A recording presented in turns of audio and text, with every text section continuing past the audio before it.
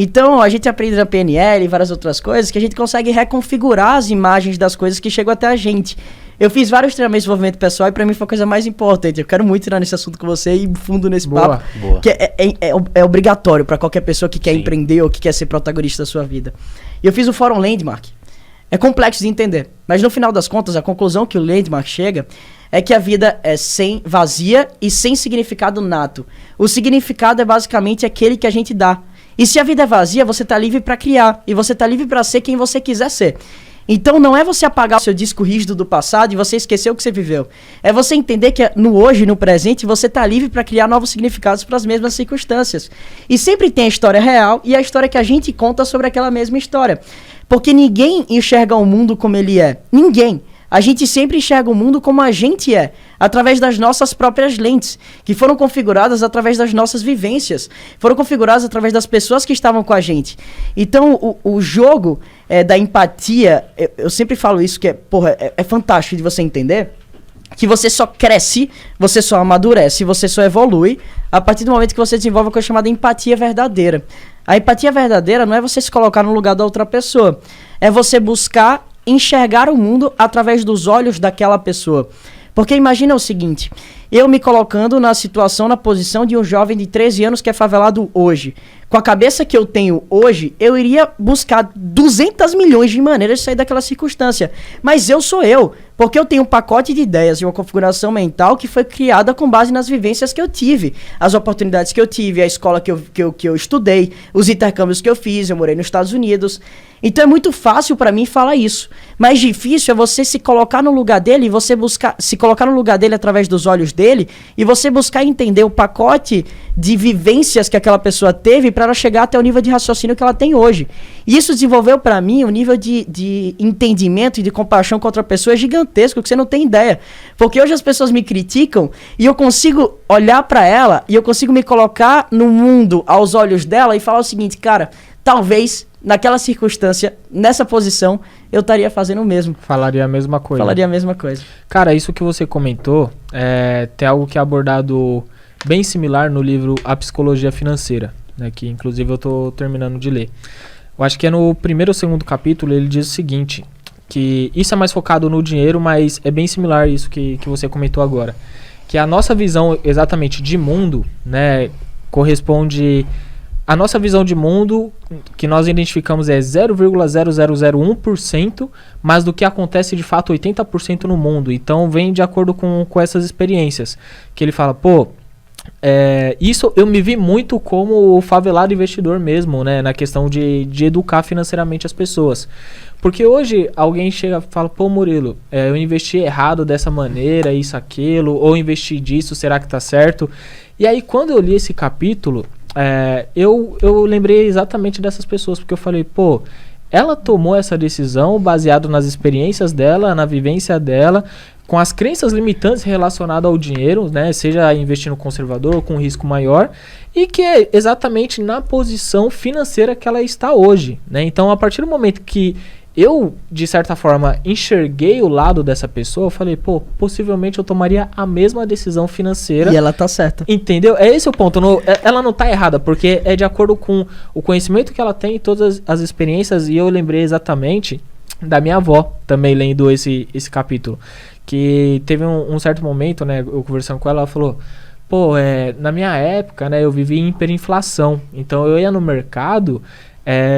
o cara tava mudando na hora o preço ali, às vezes de um arroz, de um feijão. Por isso que vem a cultura do brasileiro, né, de fazer a compra do mês, porque um dia ou outro mudava o preço.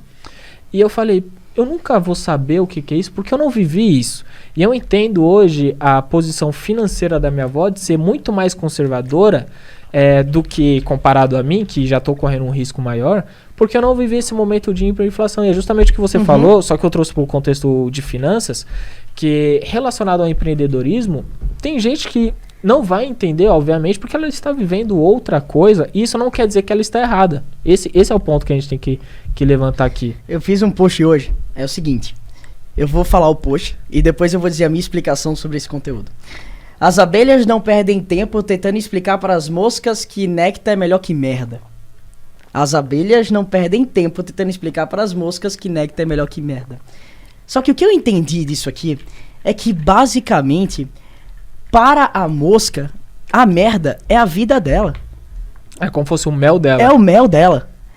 E se você se colocar na posição de abelha, você tem livre capacidade e direito de você julgar a mosca.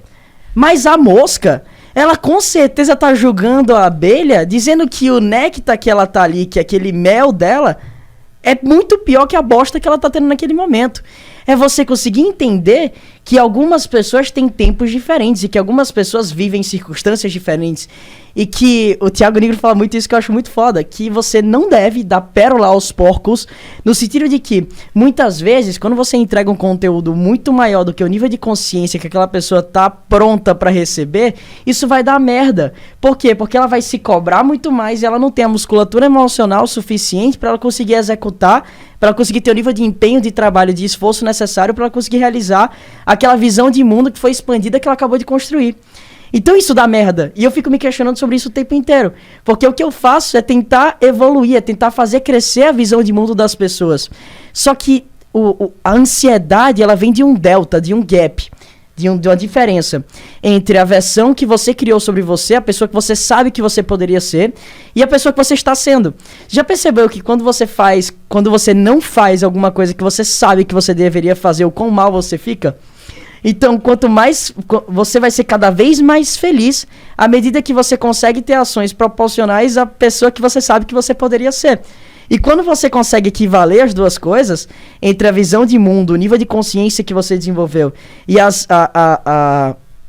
ações que você consegue ter no presente, é como se desse um salto de evolução, um pulo de evolução, e agora você sabe que o mundo é muito maior. É por isso que a gente não fica pronto nunca, e que a gente tem uma eterna jornada de construção. Eu gosto muito, principalmente quando eu tô falando pra jovens. Vocês jogaram Mario Bros? Sim. Eu joguei pra caralho, eu era apaixonado por aquele jogo. Imagina que você tá jogando a fase 1, e é a primeira vez que você pega no jogo. Você não sabe muito bem quais são os comandos, você não sabe o que é que te mata, você não sabe qual caninho você consegue entrar ali, você não sabe o que saltar mais alto na vara vai te dar mais pontos. E aí você começa a jogar, você joga a fase 1, joga a fase 2, joga a fase 3, joga a fase 4, aí você chega na 8. Quando você chega na fase 8 e você volta pra jogar a fase 1 tá fácil pra caralho. Mas é a fase 1 que tá fácil? Não. É você que amadureceu, é você que evoluiu. Então, o que eu falo é que potencial é como se fosse um músculo. Pra você crescer um músculo, você precisa estressar esse músculo. Ou seja, você precisa desafiar esse músculo, você precisa se desafiar na vida pra que essa tua perspectiva de potencial que você enxerga sobre você, ela se expanda, ela cresça. E assim como o músculo, potencial, se você não malhar, se você deixar o músculo parado, ele atrofia. Então, quanto mais tempo você se manter sendo essa versão negativa de você, mais difícil vai ser de você mudar essa porra e você transformar a tua vida de uma vez por todas. A gente tem uma coisa chamada conexão neural. Eu estudo muito neurociência, eu estudo muito física, eu estudo muito química, porque eu adoro essa parada mais científica da coisa e não ficar só de falastrão, falando um monte de bosta, entender a lógica científica por trás. A gente tem uma coisa chamada caminho neural, conexão neural. E quanto mais a gente repete um hábito, mais a gente estabelece essa conexão neural. Então, se eu tenho um hábito negativo, que a minha cabeça foi configurada de tal maneira, pra fazer assim, a cada ação X, a minha reação vai ser Y. Quanto mais eu repito essa ação, mais eu reforço essa conexão neural. Então imagina que quanto mais forte essa conexão neural é, mais difícil é de você mudar. E como é que você faz para resolver? Primeiro passo é você criar uma nova opção para aquela ação que você tinha tomado. Então você cria uma nova opção de maneira de agir, de maneira de enxergar, de maneira de se sentir. O segundo é você quebrar o ciclo e você de fato começar a viver aquela porra. Porque vai chegar em um momento, alguns dizem que é 21 dias, mas esse é papo furado, que ninguém comprovou cientificamente essa porra. Alguns dizem que é 21 dias e que depois de 21 dias você conseguiu criar uma nova conexão neural e vira a nova verdade, vira um novo modo default para você. E o que a galera precisa entender para mudar a vida dela de uma vez por todas, mudar mesmo, não é mudar papo furado, é mudar a vida não somente financeiramente, mas em todos os âmbitos da vida, é que, cara, quando você entende que você é uma máquina, que você é um computador, que foi configurado para agir das maneiras como você age hoje, e que por ser um computador você pode virar um programador e você mudar essa linha de código base que você tem na tua mente, a tua vida muda completamente. Só que isso acontece a partir do momento que você puxa a autorresponsabilidade para você e você fala, cara, eu tô disposto a fazer. Só que para isso precisa ter consciência, para isso precisa ter conhecimento, para isso precisa ter confiança. E a galera não tem. Como é que a gente faz pra levar confiança pra esse povo? E aí que entra a empatia de entender a situação de cada um e procurar a melhor maneira da nossa didática chegar nessa pessoa de uma maneira que ela vai absorver, porque é aquilo que ela tem hoje de experiência, e ela executar. E infelizmente não adianta a gente pegar a minha experiência, a sua, do Murilo, e já tacar em um dia só, fazer uma imersão com uma pessoa que ela não vai mudar. Vai ficar com a dor de cabeça. Ela vai ficar com a dor de cabeça, vai travar, vai ficar irritada, fala, puta, não entendi nada. E vai se culpar por isso, vai se julgar por isso. Vai achar que ela é burra, que ela não vai conseguir, só que não. Tendo nossa paciência com essas pessoas, a gente sabe que elas vão aprender e vão executar. E é legal porque você falou uma coisa de ansiedade, eu vi que você chegou aqui e já tá milhão. Você se acha uma pessoa ansiosa ou imperativa? Cara, eu sou os dois. Eu acho que... Boa pergunta, essa é a primeira vez que eu recebo essa pergunta, eu travei agora. Eu sou imperativo, eu tenho TDAH, eu tenho dislexia e eu tenho... É porque TDAH é déficit de atenção com complexo de hiperatividade. Também tem? Tem. Tamo junto. O TDAH time aqui. Minha cabeça funciona no frame rate diferente, cara. Eu enxergo o mundo de maneira diferente e as minhas ações são diferentes, a maneira que eu penso é diferente. Eu sou muito agitado. Tem hora que eu acordo de madrugada e não consigo dormir, fico rodando, só consigo falar no telefone rodando a mesa. Então, pra mim, é um desafio ficar parado aqui, conversando com vocês. Não que eu não esteja gostando, eu tô curtindo pra caralho, mas é um desafio. Porque ficar mais de 10 minutos fazendo a mesma coisa pra mim é um puta desafio. Só que eu precisei desenvolver a constância, precisei desenvolver a disciplina pra que eu conseguisse vencer esses próprios instintos que eu tenho. E a dislexia me fez demorar pra caralho pra aprender a escrever. E hoje eu sou escritor de 2 livros. Tem base um negócio desse? É só você aprender a lidar com seus próprios impulsos. É ter paciência, enxergar todos os âmbitos da vida, como você falou, e ter o controle. Que eu acho que é importante você ter o controle. Controle eu não tenho como. Não. Esquece. Esquece. Tem coisa... Não é controle, eu sou um controle sem pilha total. Imagina, a palavra eu acho que não é controle mesmo. A palavra pra é você não. É respeitar, pra mim não. Boa. Eu acho que pra mim é me respeitar. E respeitar as minhas circunstâncias, respeitar os meus limites, respeitar a maneira como a minha cabeça funciona. Só que pra você tomar a melhor ação, quando você vou trazer pro mundo aqui do favelado, e agora começa a me empolgar, vocês vão ver o que vai acontecer. Bora. Começa a soltar. O mundo do favelado, para você tomar a melhor decisão do que investir na bolsa, quanto mais circunstâncias você tiver sobre aquela ação, melhor. Ou seja, quanto mais informações, substrato de informações você tiver sobre aquela ação, melhor, porque você vai tomar uma decisão muito mais assertiva, certo? Sim. A mesma coisa é com você mesmo. Quanto mais você se autoconhece, quanto mais você sabe como você funciona, melhor você consegue tomar ações e tomar decisões otimizadas para quem você é. O autoconhecimento, para mim, se não tivesse desenvolvido, hoje eu tava em depressão, pode ter certeza. Quando eu tinha 12, quarto ano no colégio, não sei quantos anos eu tinha. Eu fui quase reprovado para ser no conselho de classe em matemática no colégio.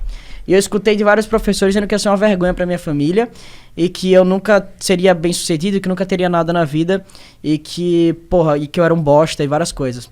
E aquilo ali vinha martelando na minha cabeça. Pá, você é um bosta, você é um bosta. Eu tinha terceirizado a visão que eu tinha sobre mim para outra pessoa. E as minhas ações começaram a ser ações de quem era bosta também, porque você age de maneira proporcional à visão que você construiu sobre você. Como foi que minha vida mudou? Através do autoconhecimento. Porque o autoconhecimento me permitiu entender quem eu de fato era.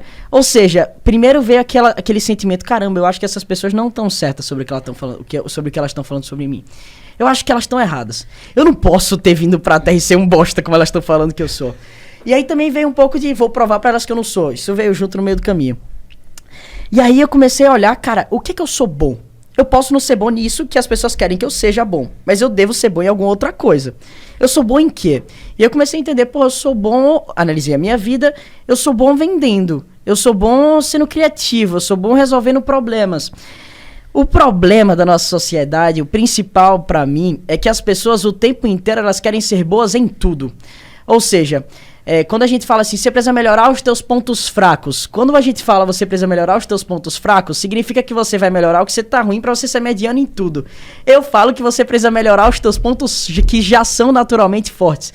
Pra você ser muito bom em alguma coisa específica e você lutar todos os dias pra ser ainda melhor naquela coisa específica. Foi o que eu fiz. Eu decidi otimizar o meu trabalho, focando naquelas coisas as quais eu já tinha uma facilidade natural fazendo. Que todos nós temos. Você tem facilidade natural em alguma coisa, você tem as suas, eu tenho as minhas. O que foi que eu fiz? eu entendi, caramba, eu sou bom nisso. Em vez de querer gastar minha energia pra ser um pouco bom em tudo, eu vou gastar minha energia pra ser muito bom nessa coisa específica. E que se for do resto, porque eu decidi que eu não ia abraçar o mundo. Tem uma série de habilidades que são obrigatórias, tipo comunicação, vender, networking, autoconhecimento, várias habilidades que são obrigatórias independentemente do caminho. Então, se você chegar pra mim usar isso como desculpa, falando assim, cara, eu não sou um bom comunicador e eu sou assim, eu vou focar no que eu sou bom, cara, você nunca vai ser muito bem sucedido se você pensar dessa maneira. O grande game é você olhar pra esfera e você pensar, cara, em que de fato eu sou o bom e como é que eu posso fazer pra me tornar ainda melhor nisso que eu já sou naturalmente bom, que eu já tenho talento, que eu já tenho aptidão. Fazendo isso, eu falei, cara, estão errados. E os resultados que eu comecei a ter comprovaram a nova visão que eu tinha acabado de construir sobre mim, que era diferente que da visão que aquele professor tinha imputado sobre a minha vida. E aí, essa jornada de micro-resultados, de pequenas conquistas, aumentaram minha autoconfiança. Essa jornada de aumentar minha autoconfiança me fizeram aumentar a minha visão de mundo. Ou seja, aumentar a perspectiva do que eu poderia realizar. E a partir dessa perspectiva do que eu poderia realizar, eu comecei a construir coisas muito maiores. Tanto é que com 16 anos eu fiquei milionário. Tem base um negócio desse? Não é normal, não é comum. Com 18 anos eu vendi minha empresa por mais de R$500 mil. Eu fui o mais novo a entrar na Forbes.